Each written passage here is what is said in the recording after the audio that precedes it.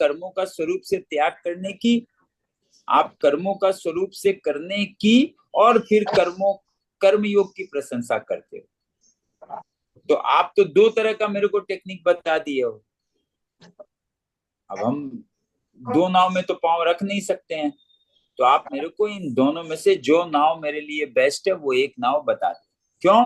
दोनों में से एक जो मुझे निश्चित रूप से कल्याणकारक हो। ये बार बार किंतु अर्जुन का सुई कल्याण में ही है, वो चाहता अपना कल्याण ही है। कल्याण यानी असल में वो सारे बंधनों से मुक्त होना चाहता है। उसको जो ये पाप पुण्य जो है वो इससे छूटना चाहता है। यही कल्याण है। कल्याण का अर्थ ही है पाप पुण्य दोनों से छूट जाना। तो वो बोल रहा मेरे निश्चित कल्याण का, जिससे मेरा निश्चित कल्याण हो उसको मेरे लिए कहिए। आप तो दोनों बोल दिए, ये भी कर लो वो भी कर लो। कभी बोलते हैं ये बेस्ट है, कभी बोलते हैं वो बेस्ट है। भाई हम तो दो नाव पे पाँव नहीं रख सकेंगे, इसीलिए आप मुझे एक बता दीजिए, ठीक है ना। आइए अब हम दूसरा श्लोक देखते हैं। ये सब बातें हम बार बार पीछे से ही चर्चा करते आ रहे हैं। इस कंफ्यूजन के बारे में हम बार बार इसकी चर्चा करते आ रहे हैं। आइए अब दूसरा श्लोक देखते हैं। हाँ,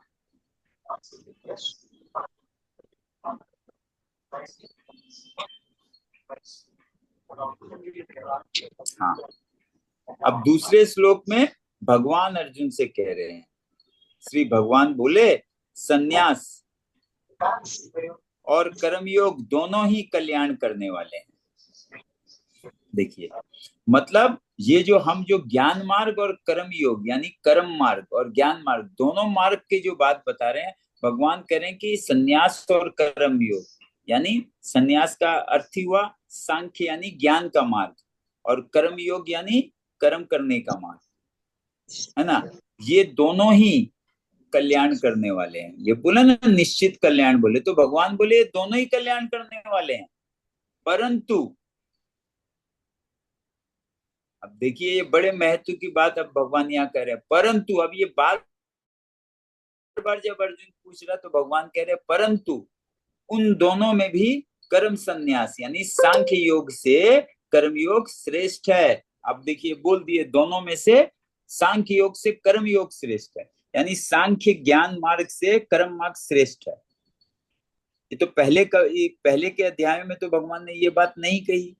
अब जब वो देख रहे हैं कि अर्जुन बात को बार बार बोलने पर भी नहीं समझ पा रहा है, इसका कंफ्यूजन जा नहीं रहा है। अब जैसे हमने भी दूसरे अध्याय से जहां से भगवान बताना शुरू करते हैं, अपने बार बार चर्चा करते आए कि ऐसे करने बोल रहे हैं, ये है, लेकिन अभी भी बुद्धि में अगर स्पष्ट नहीं होता है तो तब भगवान जैसे स्पष्ट रूप से अब अर्जुन को कह देते हैं कि सांख्य यानी संन्यास मार्ग से ज्ञान मार्ग से कर्म का मार्ग श्रेष्ठ है।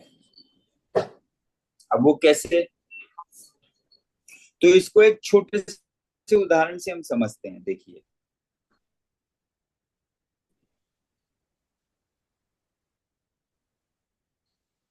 अगर मान लीजिए अपने के घर रहते हैं, तो उस घर में घर किसी किसी जगह को घर मानने में सबसे खास बात होती है ऊपर के छत की। नहीं, हम कहते हैं ना कि भाई हमें एक छत मिल गया, हम एक छत के नीचे रहते हैं। बहुत एक जहाँ एक दो तीन परिवार एक साथ रहते हैं तो हम कहते हैं हम एक छत के नीचे रहते हैं। तो ये जो छत है ये घर हुआ। तो आप इस छत को एक बार समझो, ये ज्ञान मार्ग है। तो ये ज्ञान मार्ग जो है ये क्या चीज पर टिका हुआ है?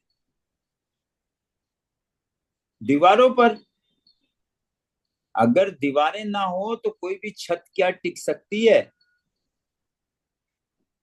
अगर दीवारें ना हो तो कोई भी छत टिक नहीं सकेगी। यानी दीवार बनाया गया है, उसके बाद ही छत लगाया गया है। इसी प्रकार से यहाँ पर भी ये बात है कि कर्म को भगवान श्रेष्ठ इसलिए कह रहे हैं कि तुम कर्म को करोगे, अगर कर्म योग करोगे यानी निष्काम भाव से अगर कर्म करोगे तो तुम ज्ञान को भी सहज से प्राप्त कर लोगे। क्योंकि निष्काम भाव से कर्म करने पर ही मनुष्य उत्तम ज्ञान का अधिकारी होता है, नहीं तो नहीं होता, अधिकारी ही नहीं होगा। अब ये बात भगवान को अलग करके कहनी पड़ रही है। पहले इतना अलग करके भगवान नहीं बोले, भगवान बोले कि जिसका जैसा क्या है निष्ठा हो। तृतीय अध्याय में भी अर्जुन इसी तरह का ही प्रश्न पूछता, तब भगवान क्या कहते कि जिसकी जैसी निष्ठा हो वो वैसा ही करेगा। यानी जो इस कर्म मार्ग को करके, यानी जिसने दीवार बना ली है वो छत लगा सकता है, और जिसने दीवारें नहीं बनाई है उसको तो पहले दीवार बनाना होगा। इसी प्रकार से भगवान कहते हैं कि ये जिसके पास जैसी निष्ठा है, यानी जिसकी स्थिति जैसे है वो वैसा ही कर पाएगा। ठीक है। लेकिन अब यहाँ पे ये समझना है कि अगर कोई शुरुआत कर रहा है तो उसको पहले कर्म योग का ही मार्ग अपनाना पड़ेगा। वो ज्ञान से शुरुआत नहीं कर सकता है, उस छत को पहले नहीं लगा सकता। बिना दीवारों के खड़े हुए किसी भी छत को लगा पाने की कोई संभावना नहीं होती है ना। हाँ।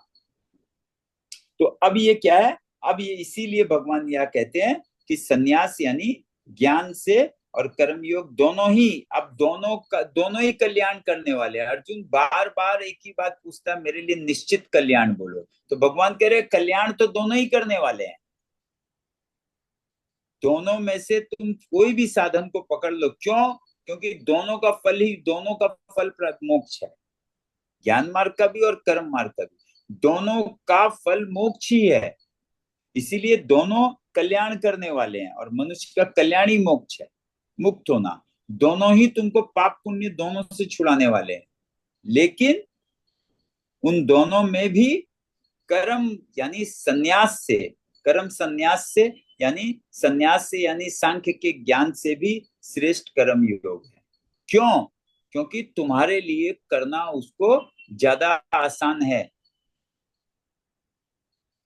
तुम हमारे लिए सर्वप्रथम ये कर्म का मार्ग ज्यादा सरल है, और जो इससे भी निम्न कोटि के साधक हैं, यानी जो साधक इससे भी निम्न कोटि का है, उसके लिए हम क्या बोलते हैं, साधन भक्ति योग बताते हैं।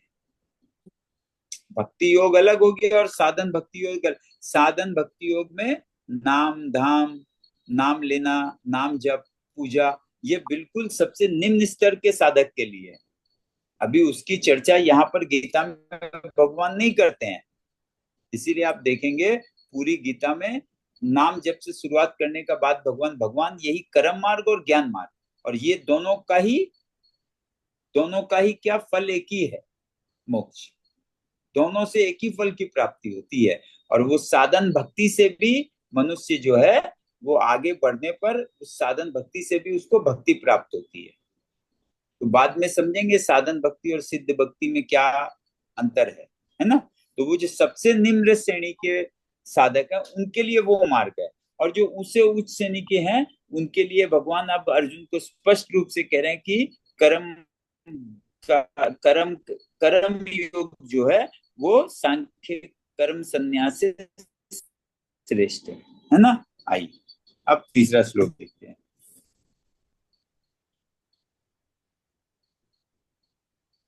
देखिए इसको अच्छे से समझ के ये कंफ्यूजन हमको भी दूर करना होगा। अगर ये कंफ्यूजन आपका दूर हो गया है तो आप समझिए आपको बहुत अच्छी स्थिति प्राप्त हो गई है, फिर आप बिल्कुल स्पष्टता से कर पाएंगे, है ना।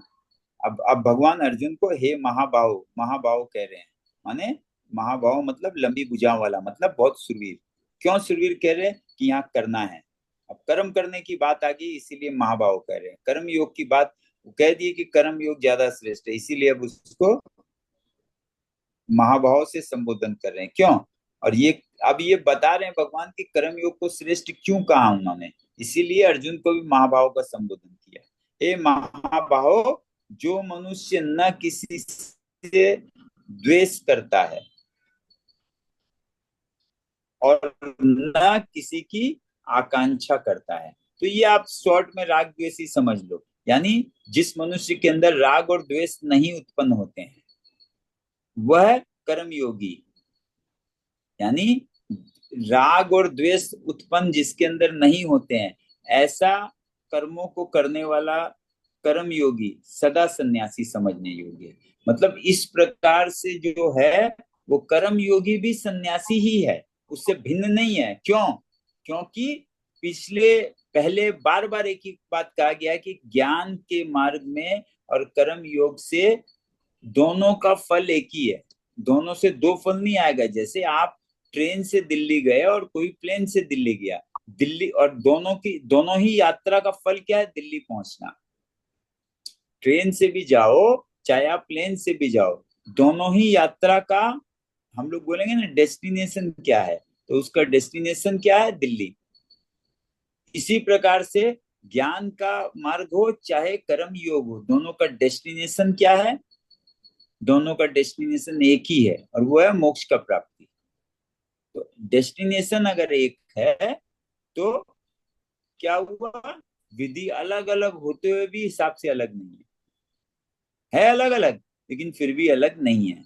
इसीलिए बात को समझाने के लिए भगवान यहाँ कह रहे हैं कि जो मनुष्य न द्वेष करता है, यानी द्वेष तो हम करते नहीं है, हो जाता है हमारे अंदर, नासमझी रहती है, हम बातों को समझे हुए नहीं रहते हैं, तो हमसे हमसे द्वेष हो जाता है, हम करना नहीं चाहते हैं, हो जाता है ना।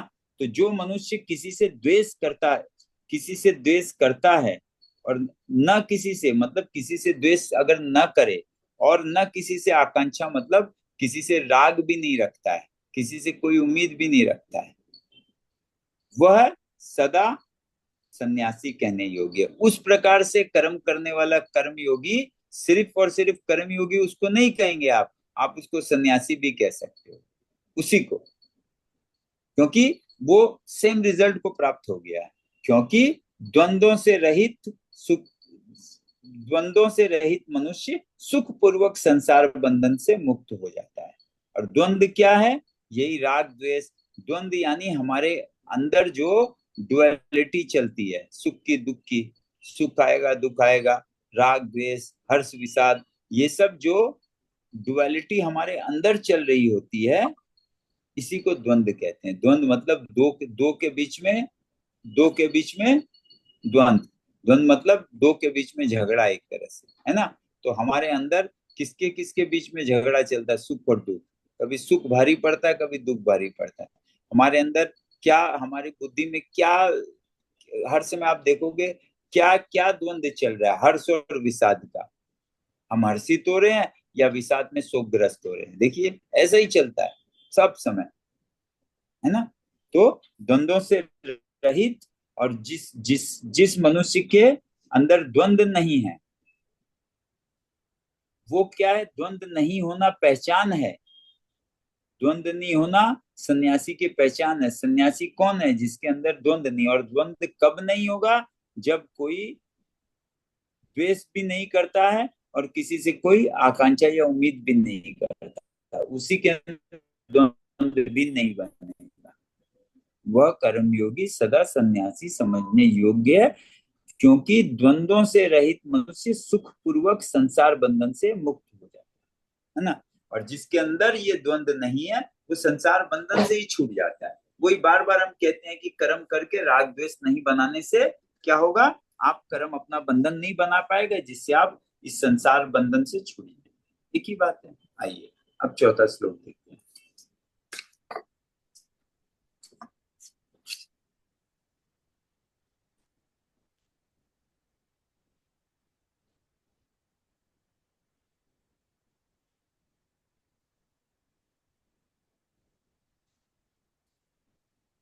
हाँ,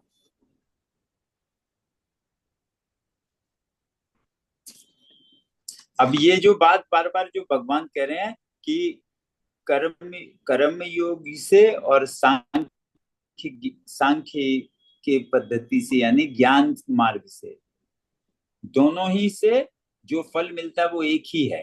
अब इस श्लोक में भगवान इसी बात को स्पष्ट कर रहे हैं कि दोनों से मिलने वाला फल एक किस प्रकार से है ना।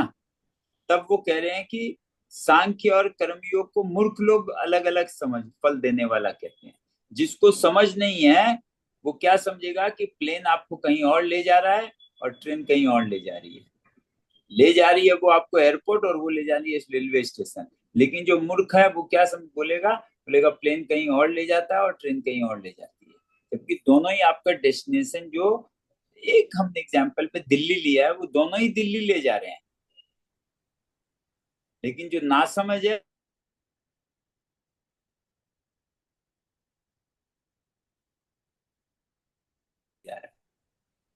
इसी प्रकार से सांख्य और कर्मयोग को मूर्ख लोग पृथक पृथक फल देने वाला समझते हैं। और जो मूर्ख है वो क्या समझता है,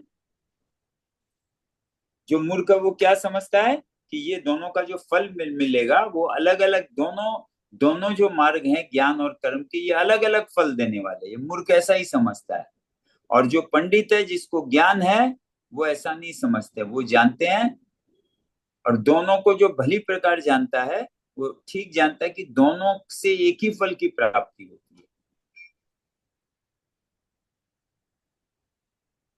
यानी दोनों से मोक्ष की प्राप्ति होती है, यानी कल्याण की प्राप्ति होती है, यानी परमात्मा की प्राप्ति होती है। एक ही बात है ना। तो जो जानता है वो, और हम इसी बात पर बार बार चर्चा करते आ रहे हैं, इसी कंफ्यूजन हमारे अंदर नहीं हो, जिससे हम कर्म योग से आरंभ करें, अपना भगवत गीता का जीवन में जो प्रयोग है वो हम भी कर्म योग से आरंभ करें, और फिर धीरे धीरे दीवारें मजबूत होने पर उसमें ज्ञान उपज जाएगा, यानी मैं करता नहीं हूं ये हम समझ पाएंगे। और ऐसा समझ पाने पर हम जब कर्म करेंगे तो हमारे अंतःकरण में किसी भी प्रकार का कर्म बंधन या शुद्धि या यहाँ पर जो राग और द्वेष है वो उत्पन्न नहीं होगा, है ना। अब देखिए ये बात हम और गहराई में समझते हैं कि सांख्य और योग दोनों प्रणालियां भिन्न है, यानी दोनों विधि या दोनों तरीका अलग अलग है। एक प्लेन है और एक ट्रेन है, क्यों, दोनों मार्ग अलग अलग हैं। एक एक क्या है, एक आपका भूमार्ग है और एक आपका वायु मार्ग है ना, है ना। आप प्लेन से जा रहे हो तो आप वायु से जा रहे हो, और आप ट्रेन से जा रहे हो तो आप धरती से जा रहे हो, है ना। तो देखने में तो लगेगा अलग अलग है, दोनों मार्ग अलग अलग है, यानी सांख्य और योग जो है दोनों प्रणालियां भिन्न है, किंतु मूल तत्व और उद्देश्य दोनों का एक ही है। क्यों, दोनों का उद्देश्य, दोनों का, उस प्लेन का भी ट्रेन का भी, दोनों का उद्देश्य एक ही है, दिल्ली पहुंचाना। उसी प्रकार से ये जो सांख्य और योग है दोनों का तत्व और मूल उद्देश्य एक ही है। सांख्य ज्ञान से और योग कर्म से आरंभ करता है, यानी सांख्य का, बस यहाँ फर्क क्या है, सांख्य का आरंभ जो है वो ज्ञान से होता है और योग का आरंभ कर्म से होता है। आरंभ दोनों का अलग अलग है। तो अब जिसको कम समझ है वो आरंभ अलग अलग होने से क्या समझता है कि दोनों का रिजल्ट भी अलग अलग है, हो ही सकता है। लेकिन इसीलिए बार बार यहाँ पे स्पष्ट किया जा रहा है, भगवान बार बार स्पष्ट कर रहे हैं कि आरंभ दोनों का अलग अलग है, किंतु फल एक ही प्राप्त कराते हैं, दोनों के दोनों, दोनों ही कल्याण कराने वाले। अर्जुन अभी क्या पूछ रहा है कि दोनों में जो एक मेरा निश्चित कल्याण है वो बताइए, और भगवान कह रहे हैं बार बार कि दोनों ही कल्याण करने वाले हैं, लेकिन उसमें से जो कर्म योग है वो श्रेष्ठ है। श्रेष्ठ क्यों है, क्योंकि जिस स्तर पे अर्जुन, जिस स्तर पे हम है, हमारे लिए कर्म योग का अनुष्ठान करना ज्यादा सहज है। अब आगे के श्लोक और इसमें हम इसी की चर्चा करेंगे कि कर्म योग का अनुष्ठान करना हमारे लिए सहज कैसे है, ज्यादा सरल कैसे है, और वो इसीलिए वो ज्ञान से श्रेष्ठ कैसे है ना। तो अब आप देखिए, जैसे कि ये जो ये जो जगत तत्व है, यानी जो जगत का तत्व है, जगत का तत्व मतलब ये जो जगत जिस प्रकार से क्रिया, जगत में जिस प्रकार से क्रिया हो रही है उसको समझना ही जगत तत्व को समझना है ना। तो ये जो जगत तत्व है अर्थात जो प्रकृतिकृत महायज्ञ है ना, इसको हम इस जगत चक्र को प्रकृतिकृत महायज्ञ भी कह सकते हैं। महायज्ञ क्यों, क्योंकि सब आदान प्रदान कर रहे हैं इसमें, सब कुछ एक दूसरे को आदान प्रदान कर रहे हैं। आप अगर इससे ऊपर हट के देखोगे तो आप पाओगे सब कुछ एक दूसरे को आदान प्रदान कर रहे हैं, इसी से सब कुछ चल रहा है। और जो ना समझ है वो समझता मैं अपने लिए कर रहा हूँ, जिसको समझ नहीं है वो क्या समझता है मैं अपने लिए कर रहा हूँ। कोई यहाँ किसी का कोई फ्री विल नहीं है, इस संसार में किसी प्राणी में कोई भी फ्री विल नहीं होती है, ये सब मिलकर ही चलेगा। ये हम जितना भी चाहें हम सब कुछ से जुड़े हुए हैं, हम कभी अपने आप को अलग नहीं कर सकते हैं।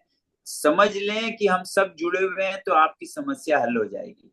और अगर आप बिना समझ के कर्म करोगे कि मैं तो अलग हूं, मैं तो स्पेशल हूं, मेरे को तो ये होना चाहिए, तो क्या होगा?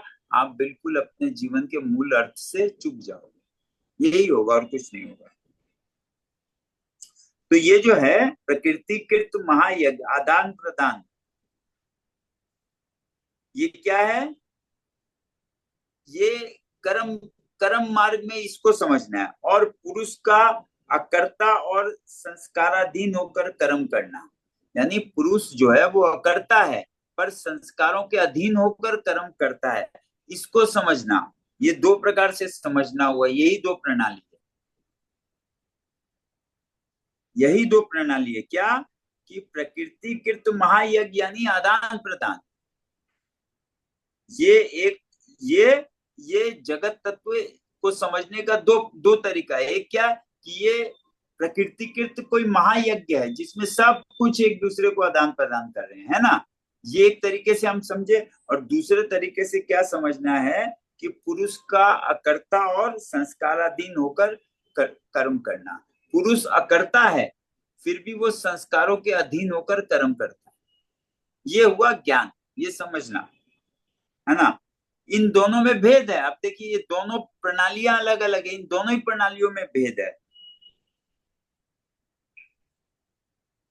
है ना? इसीलिए जब हमको सामान्य ज्ञान रहता है तो हम क्या, जगत में जैसे जगत ज्ञान के द्वारा सांख्य और योग आरंभ से ही दो दिशा में बढ़ गए हैं, है ना? ये ये दो दिशा में ये दोनों ही बढ़ गए। इस ज्ञान से हम क्या करेंगे? इसी ज्ञान, अगर ये दोनों अलग अलग बटे हैं पर एक ही फल को प्राप्त करा रहे हैं, अगर ये ज्ञान हमको ना हो, अगर हम इस बात को ना समझे, तो हमसे निष्काम कर्म योग भी नहीं हो पाएगा और संन्यास योग भी नहीं होगा। दोनों ही नहीं होगा। ये जो ज्ञान है कि दोनों अलग अलग, आरंभ से दोनों बंट गए हैं, आरंभ दोनों का अलग अलग है किंतु फल एक ही प्राप्त कराते हैं, अगर हम इस बात को ना समझें तो क्या होगा? असल में हम निष्काम कर्मयोग भी नहीं कर पाएंगे और हम स्वरूप से कर्मों का त्याग यानी संन्यास भी नहीं कर पाएंगे।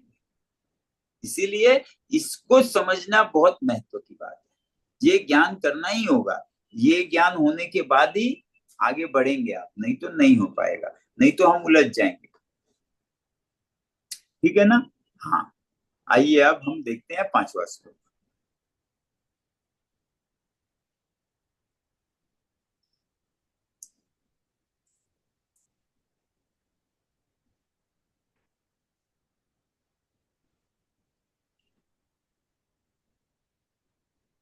हाँ, अब यही बात, फिर वही बात को भगवान फिर जोर दे के वही बात बता रहे हैं कि सांख्य योगियों के द्वारा जो तत्व प्राप्त किया जाता है, तत्व मतलब बार बार हम कहते हैं किसी भी चीज का जो सार होता है ना? तत्व का मतलब होता है सार।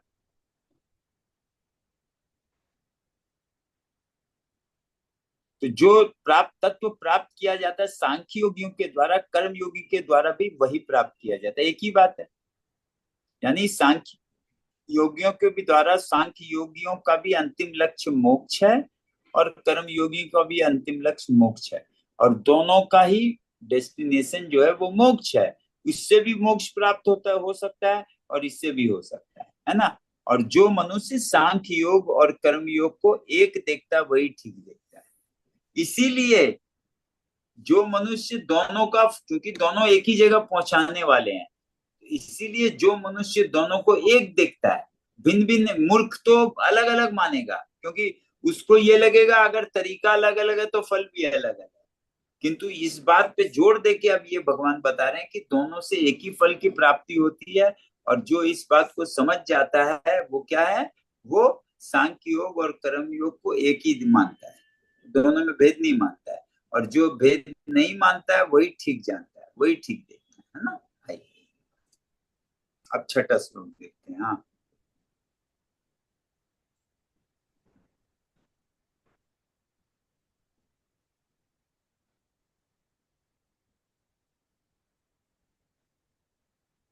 किंतु अब ये जो बात हम बार बार कह रहे हैं, जो हम एक साधारण तरीके से बोला है कि अगर आप दीवार नहीं बनाओगे तो छत बनाना संभव नहीं है।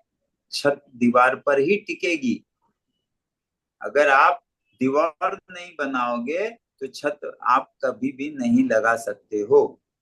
आप दीवार बना लो, छत नहीं रही, ये हो सकता है, लेकिन छत हो और दीवार नहीं हो, ये नहीं हो सकता है। नहीं हो सकता है ना। इसीलिए भगवान कह रहे हैं, सेम वही बात को अब आप समझिए कि भगवान कह रहे हैं कर्म योग के बिना सांख्य योग सिद्ध होना कठिन है। नहीं हो सकेगा।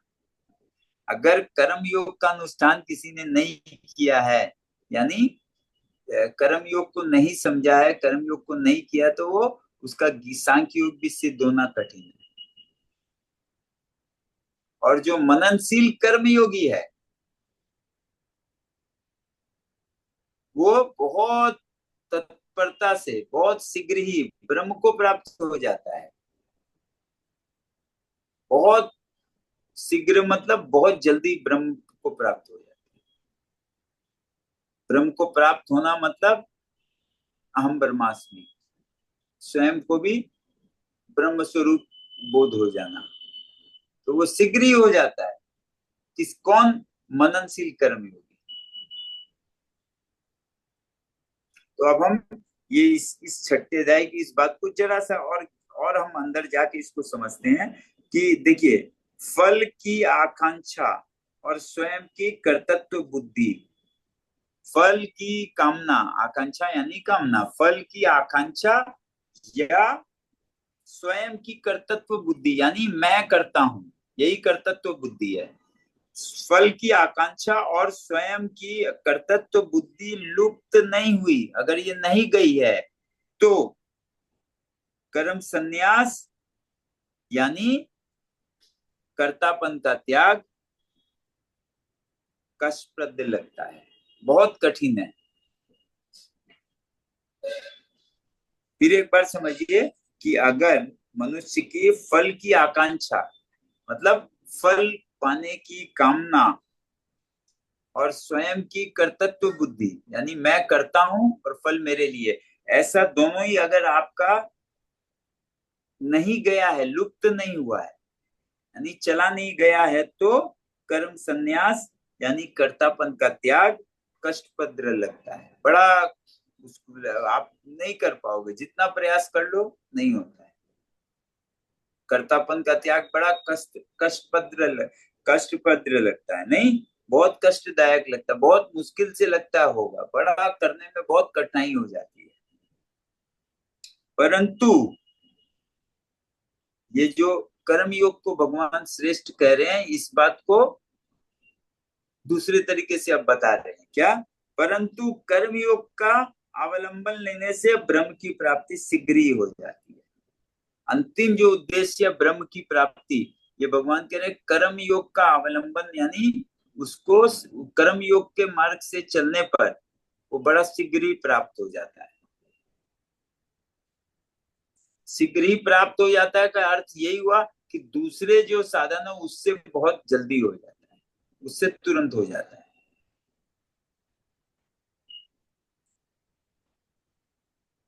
अच्छा, अब एक और महत्व का बात हमको समझना है कि अगर हमको पहले जगत का ज्ञान प्राप्त न हो,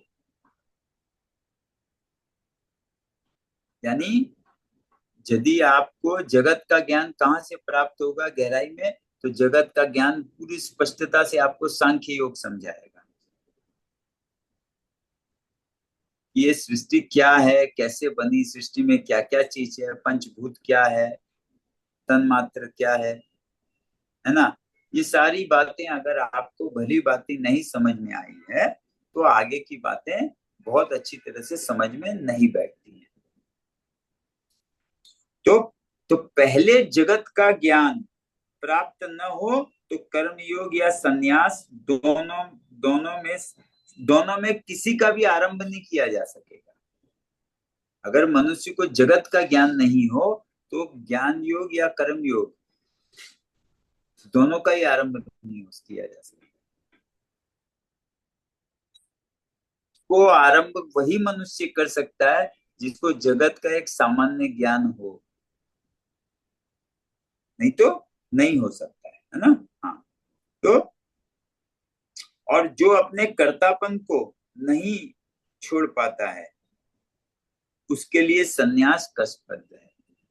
जो अपने कर्तृत्व अभिमान को, अपने कर्तापन को नहीं छोड़ पाता है उसके लिए सन्यास जो है, सन्यास को प्राप्त होना उसके लिए बहुत कष्टदायक है।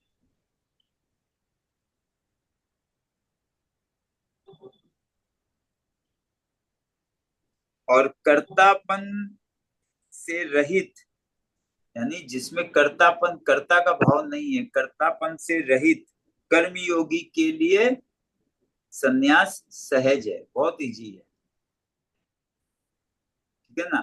कर्तापन के से रहित, कर्तापन से रहित कर्मयोगी के लिए सन्यास अत्यंत सहज है। ठीक है। हाँ, आइए अब ये हमने छठा श्लोक देखा, अब सातवें श्लोक में चलते हैं।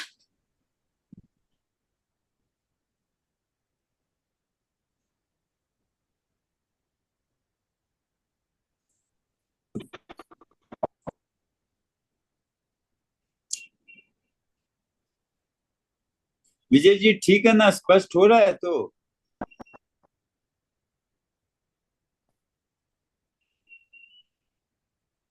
हाँ, सातवां।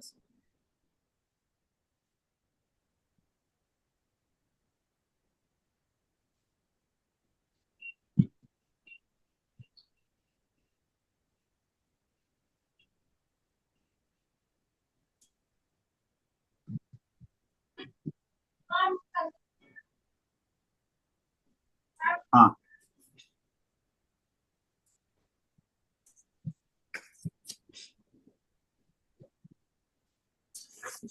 ये पांचवें अध्याय का सातवां श्लोक है। अब यहाँ भगवान क्या कर रहे हैं? कर्मयोगी के लक्षणों का वर्णन कर रहे हैं। लक्षण मतलब सिम्टम्स, है ना। हम किसी भी चीज को तो सिम्टम से ही पहचानते हैं। हम बाजार में आम भी लेने जाते हैं तो उसको सिम्टम से देख के समझते हैं कि खट्टा होगा कि मीठा होगा। तो सब कुछ को सिम्टम से पहना पहचाना जाता है। इसीलिए भगवान कर्म योगी के सिम्टम्स यानी लक्षणों का वर्णन कर रहे हैं। क्या है उसके लक्षण? क्या है लक्षण? तो कह रहे हैं जितेंद्रिय। जितेंद्र बड़ा हमने प्रसिद्ध नाम है, पर जितेंद्र का अर्थ होता है जिसकी इंद्रियां अपने वश में हो, यानी जिसने अपनी इंद्रियों को जीत लिया है। और हम जानते हैं हमारे पास मन, पांच ज्ञानेंद्रिय, पांच कर्मेंद्रिय, 11 इंद्रियां हैं, है ना। तो ये जिसने अपनी इंद्रियों को अपने वश में कर लिया, यानी इंद्रियों को जीत लिया, इसीलिए उसका नाम है जितेंद्र। और दूसरा विशुद्धात्मा, यानी जिसका अंतःकरण निर्मल है। अंतःकरण निर्मल कब कहा जाएगा? जब अंतःकरण में राग और द्वेष उत्पन्न नहीं हो रहे हैं। जब अंतःकरण में राग और द्वेष नहीं हो, उसी अंतःकरण को हम निर्मल कह सकते हैं। ठीक है। अब ये सब शब्दों की चर्चा पहले हो चुकी है, इसलिए अब यहाँ हम लोग को ज्यादा कठिनाई नहीं होगी। और विजित आत्मा, जिसका शरीर अपने वश में है, या ये बात थोड़ा सा कम समझ में आएगा कि जिसका शरीर अपने वश में है, यानी और विजितात्मा, इसका हम सीधा अर्थ ये लेंगे कि जो सब सब को, जो सब बाकी सब प्राणियों को एक अपने आत्मा स्वरूप में ही देखता है, उसी को विजेतात्मा कहते हैं।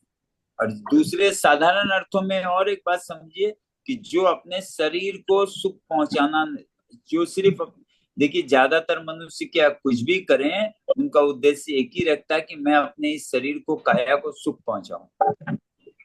नहीं, कुछ भी करने के पीछे साधारणतः मनुष्यों का क्या ध्यान रहता है कि मैं अपनी काया को सुख पहुंचाऊं, इसको दुख नहीं पहुंचे, है कि नहीं। तो जो इससे रहित हो, जो शरीर को, काया को सिर्फ सुख नहीं देना चाहता है, तब हम कह सकते हैं कि विजितात्मा है, जिसका शरीर अपने बस में है ना।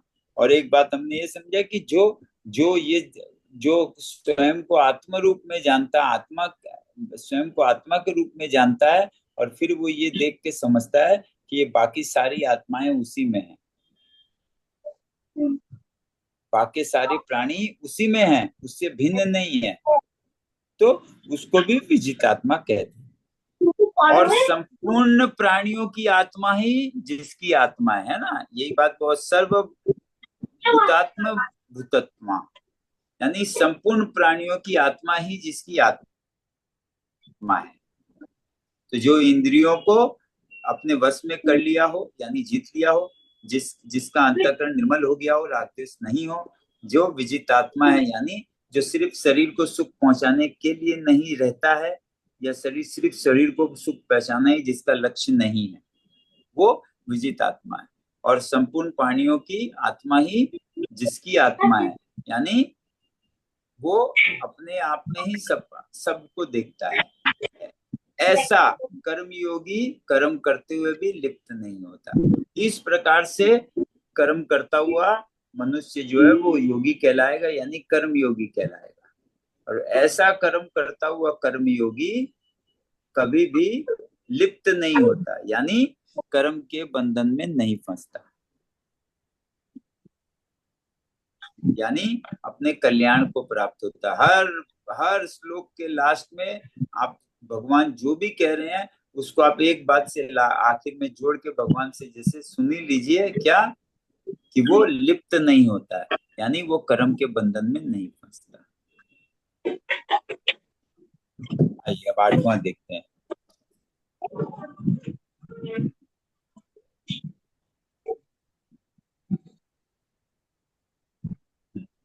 8वां और 9वां एक साथ है।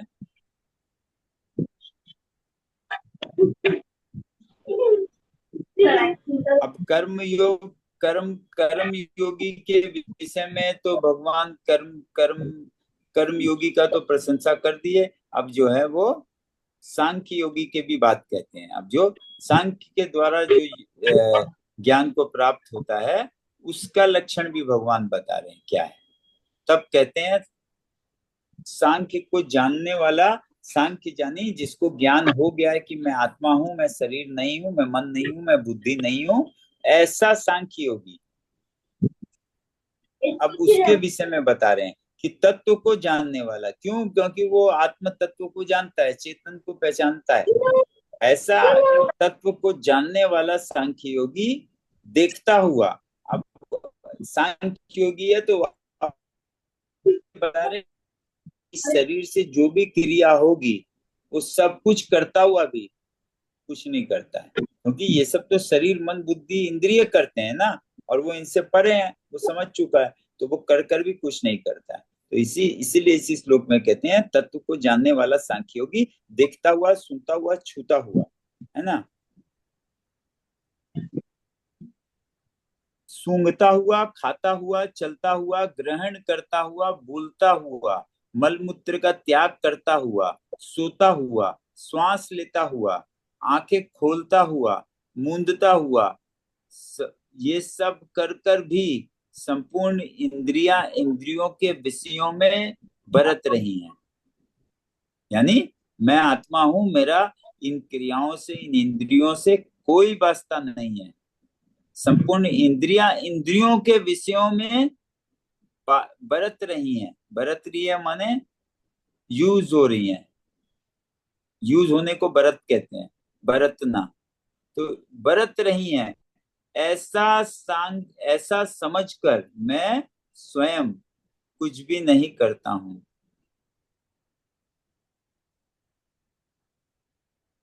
ऐसा माने। यानी ये सब कर रहा है, ये सब उसी से हो रहा है, लेकिन ये सब करने के बावजूद भी वो मैं कुछ भी नहीं करता हूं, ऐसा माने।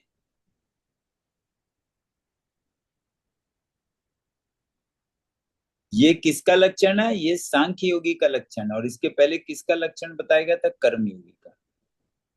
है ना। तो इस प्रकार से सब क्रियाएं करते हुए भी वो स्वयं कोई भी क्रिया नहीं कर रहा है। आइए अब अगला श्लोक देखते हैं।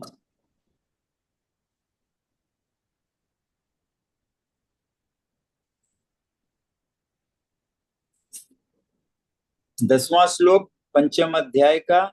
इसमें भगवान कह रहे हैं कि जो भक्ति योगी संपूर्ण कर्मों को परमात्मा में अर्पण और आसक्ति का त्याग करके कर्म करता है, वह कमल के पत्ते की तरह पाप से लिप्त नहीं होता।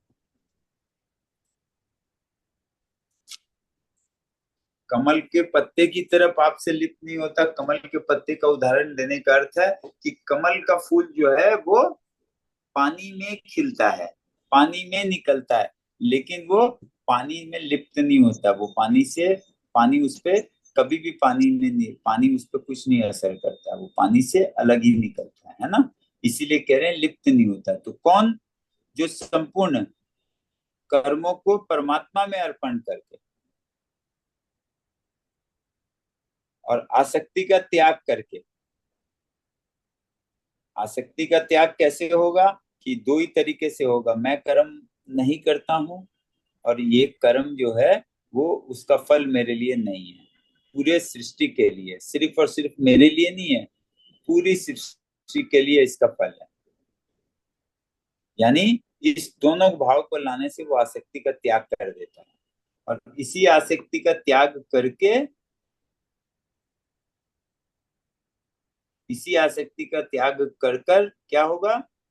वह इस प्रकार आसक्ति का त्याग करके जब कोई भी कर्म करेगा तो वो जल से कमल की तरह, यानी जल में जैसे, जल में रहते हुए भी कमल में जल का कोई भी एक लेस मात्र भी उसको नहीं छू पाता है। उसी कमल के पत्ते की तरह पाप से लिप्त नहीं होगा, है ना।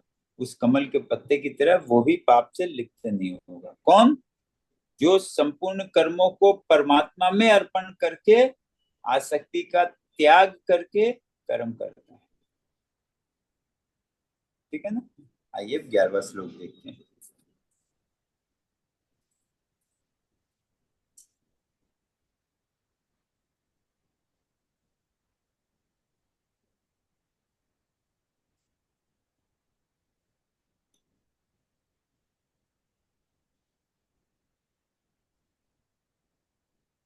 है ना। और अब क्या है? और अब कर्मयोगी के कर्म करने का तरीका बता रहे हैं। क्या? कि कर्मयोगी आसक्ति का त्याग करके केवल इंद्रिय, शरीर, मन और बुद्धि के द्वारा अंतःकरण को शुद्ध करने के लिए। सांख्य योगी क्या है? वो सब कुछ करता हुआ भी वो ये समझे कि वो कुछ नहीं कर रहा है। सब कुछ करता हुआ भी वो यही समझेगा कि मैं कुछ नहीं कर रहा हूँ। और जो कर्म योगी है उसको ऐसा लग रहा है कि मैं कर रहा हूँ, कोई दिक्कत नहीं है। अब कर्म योगी के लिए क्या है? और वो कर्म योगी कब कर्म योगी हुआ? जब फल में उसका आसक्ति खत्म हो गया। क्यों? तभी वो कर्म योगी कहलाया। और कर्म योगी आसक्ति का त्याग करके केवल इंद्रिय, शरीर और मन, बुद्धि, केवल इंद्रिय, शरीर, मन और बुद्धि के द्वारा अंतःकरण को शुद्धि के लिए ही कर्म करता है। अब वो कर्म तो कर रहा है, लेकिन वो कर्म क्यों कर रहा है?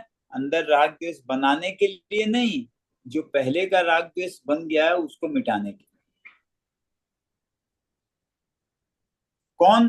कर्म योगी। कर्म योगी अब क्या कर रहा है? वो कर्म किस प्रकार से कर रहा है?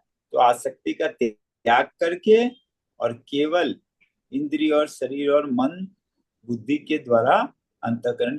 अब इन सब के द्वारा क्या कर रहा है? वो अंतःकरण की शुद्धि के लिए ही कर्म करता है और उसका कर्म करने का कोई उद्देश्य नहीं, क्योंकि फल तो उसको चाहिए नहीं। फल तो जो आएगा उसके अनुसार प्रकृति को प्राप्त हो जाएगा, यानी सृष्टि को प्राप्त हो जाएगा। और उसके पास जो है वो क्या करेगा? उन सबको सिर्फ और सिर्फ अंतःकरण का शुद्धि के लिए काम में लगाएगा। अभी क्या है, हमारे में क्या फर्क है? अभी हम फल की कामना के लिए सब कुछ लगा देते हैं। और जो कर्म योगी है वो फल की प्राप्ति के लिए उससे कोई मतलब नहीं है। वो अभी क्या है, वो अभी अंतःकरण को शुद्ध करने के लिए कर्मों को कर रहा है। ठीक है, हाँ अब अगला श्लोक देखते हैं, क्यों आज का आखिरी।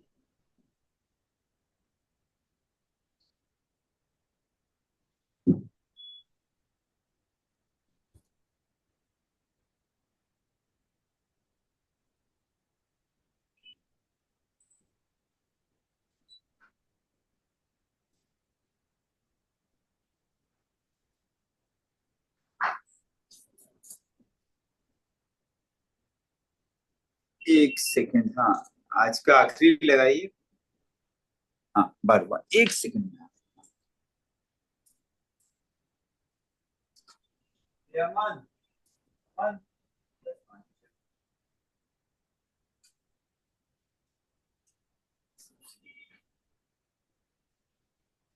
अमन को बोल दे तो आके एसी बंद कर देगा। जल्दी से पानी दो, तो एसी बंद कर देगा। हाँ हाँ, 12वां श्लोक।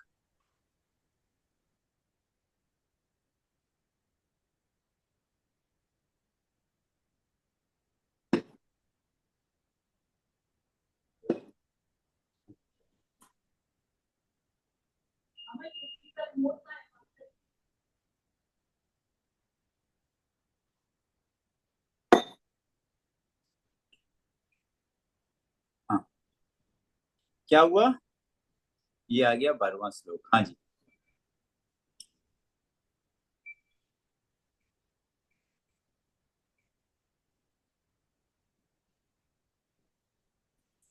अब भगवान आगे के श्लोक में अन्वय और व्यतिरेक रीति से कर्मयोग की महिमा का वर्णन करते हैं। अन्वय और व्यतिरेक क्या है? अन्वय, अन्वय का अर्थ होता है कि अर्थ के साथ, और यानी हम कहते हैं ना कि अन्वय हुआ यानी हम उसके फॉर में बोल रहे हैं, और व्यतिरेक एक तरह से अगेंस्ट में हुआ, मतलब उल्ट। अन्वय का वो हाँ हाँ में उसको समझना, और व्यतिरेक का अर्थ हुआ ना ना में समझना। ये देखिए अभी आगे इसको समझेंगे तो हम अन्वय व्यतिरेक भी हमको स्पष्ट हो जाएगा। कर्मयोगी कर्म फल का त्याग करके नैष्टिक की शांति को प्राप्त होता है। और इसका व्यतिरेक किसके साथ है? सकामी के साथ है ना। कर्म योगी यानी निष्काम भाव से कर्म करने वाला। क्यों? यानी निष्काम भाव से यानी फल की आकांक्षा या फल की इच्छा के लिए कर्म नहीं कर रहा है। क्यों? जो फल की कामना से कर्म नहीं करता वो कर्मयोगी, और उसके विपरीत में क्या होगा, जो फल की कामना से कर्म करता है वो सकाम, सकामी है ना। तो युक्त मतलब योगी को कह रहे हैं, और अयुक्त मतलब भोगी को कह रहे हैं एक तरह से। युक्त यानी योगी, और अयुक्त यानी भोगी। योगी का विपरीत क्या होगा? भोगी। तो कर्म योगी कर्म फल का त्याग करके नैष्टिकी शांति को प्राप्त होता है। यानी कर्म योगी किसका त्याग करता है? कर्म के फल का। क्यों? निष्काम भाव से कर्म करने में क्या है? कर्म के फल का त्याग ही तो है। तो कर्म योगी कर्म फल का त्याग करके नैष्टिकी शांति को प्राप्त होता है। नैष्टिकी मतलब जो, जो शांति आपको एकदम अडिग शांति है, जो एकदम हम बोलते हैं ना सुदृढ़ है, एकदम एकदम एकदम पक्की, एक बार ऐसी चीज जो कभी हिलती नहीं है, जिसमें कोई भी गड़बड़ नहीं होता है, उस प्रकार की नैष्टिकी शांति को प्राप्त होता है। कौन? कर्म फल का त्याग करके कर्म करने वाला कर्मयोगी है ना। और इसके विपरीत जो सकामी मनुष्य है वो क्या है? वो कामना के कारण फल में आसक्त होकर बंध जाता है ना। बड़ा साधारण बात, हम बार बार यही करते आए हैं। और सकामी मनुष्य कामना के कारण फल में आसक्त होकर बंध जाता है ना। और अब आज का यहीं पर समापन किया जाता है। राकेश जी, रिकॉर्डिंग को आप एक बार रोक सकते हो?